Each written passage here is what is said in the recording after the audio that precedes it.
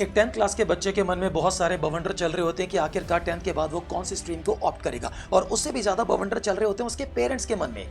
किसी भी बच्चे के ऊपर कोई भी स्ट्रीम थोपने से पहले ये बहुत ज़्यादा ज़रूरी है जान लेना कि बच्चे का आखिरकार इंटरेस्ट किस में है, उसका पैशन क्या है, और उसी हिसाब से उसे उस फील्ड को चुनना चाहिए जिसमें वो पैशन पूरा हो सके।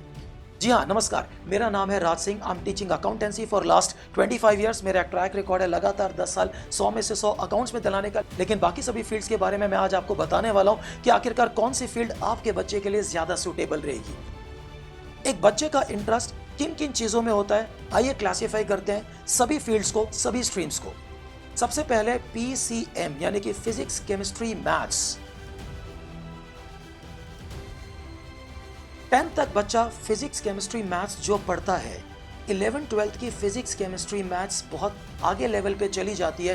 तो अगर बच्चे को 10th क्लास में फिजिक्स, केमिस्ट्री, मैथ्स में थोड़ी भी दिक्कतें आती हैं, परेशानी आती है, तो मुझे नहीं लगता है कि उसे 11th 12th में फिजिक्स, केमिस्ट्री, मैथ्स को परस्यू करना चाहिए। स्पेशली यहाँ बात करूँगा मैथमेटिक्स की। 10th क्लास के मैथमेटिक्स और 11th 12th के मैथमेटिक्स में बहुत ज़्यादा लेवल में एकदम से ड्रास्टिक चेंज आ जाता है।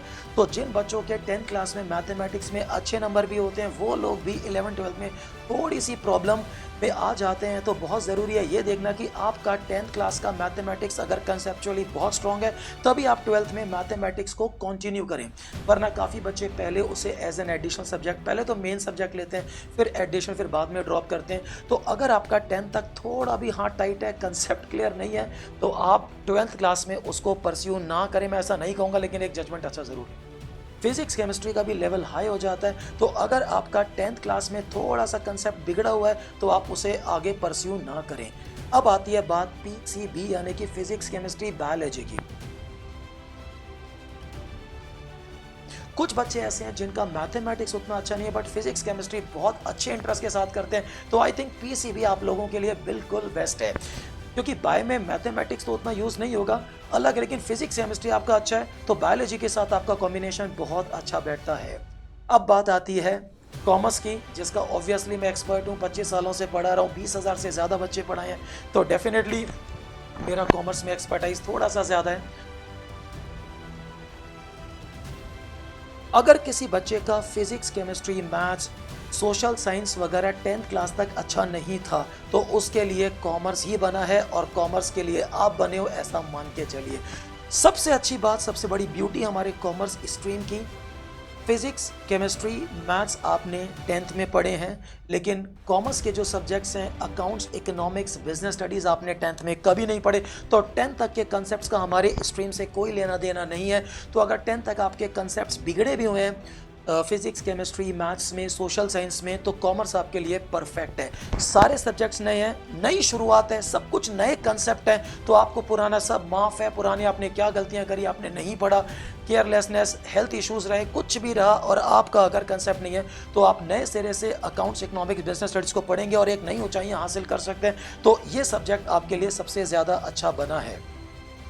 अगर आपका नंबर्स में इंटरेस्ट है और मैथमेटिक्स पसंद नहीं है, तो अकाउंट्स आपका फेवरेट सब्जेक्ट बन सकता है, क्योंकि 10th तक के कंसेप्ट से लेना देना नहीं, आगे आपको पढ़ना है, तो नंबर से खेलना अच्छा लगता है, तो अकाउंट्स आपके लिए है। और मैथमेटिक्स का कोई खास यूज़ नहीं, इकोनॉमिक्स में भी मैथ्स का बहुत कम यूज़ है, बहुत कंसेप्चुअल, इंटेलेक्चुअल सब्जेक्ट है, आपको पढ़ने में बहुत मज़ा आएगा। एक बात यहाँ मेंशन कर देता हूँ, कुछ बच्चों ने थोड़ी बहुत इकोनॉमिक्स 9th 10th में पढ़ी होगी, यहाँ हमारी 11th 12th की इकोनॉमिक्स उससे कहीं ज़्यादा आगे जाके है, तो वो आपको अच्छी लगेगी, मज़ा आएगा।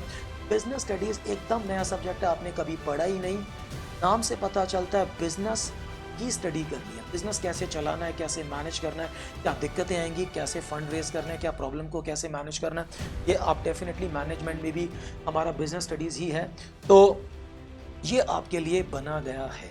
लेकिन अगर कुछ बच्चों को बिल्कुल भी प्रैक्टिकल में इंटरेस्ट नहीं है, उनका अंडरस्टैंडिंग लेवल भी अच्छा है, लेकिन रट्टाफिकेशन उससे ज़्यादा अच्छा है, वो डेटास को अच्छे से याद कर सकते हैं और ज़्यादा से ज़्यादा याद रख सकते हैं, उनकी क्राइमिंग बहुत अच्छी है, तो फिर ह्यूमैनिटीज़ आपके लिए बना है, आप ह्यूमैनिटीज़ के लिए बने हैं।